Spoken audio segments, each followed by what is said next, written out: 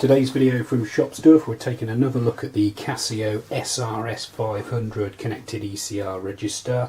This video we're going to look purely at the base of the machine. There's plenty of other videos we've done reviewing the functionality of the cash register, but this one's purely looking at the base and the cash drawer.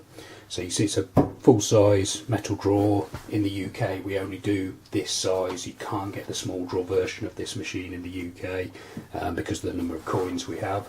So if I just open the cash drawer, we can see there 8 coin, 4 note holders.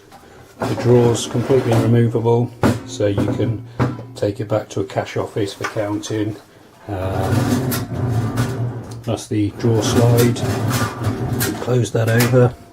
You've got a lock on the front of the drawer, but to be honest with you, we recommend that if you've closed up for the day, you actually leave the drawer open and have the insert removed, or the money removed at least, so you can, anyone who breaks in doesn't then smash your till to pieces trying to see if there's any money in it.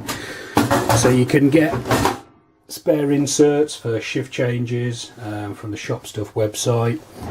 Full spec of the machine, including the dimensions, are available on the website as well.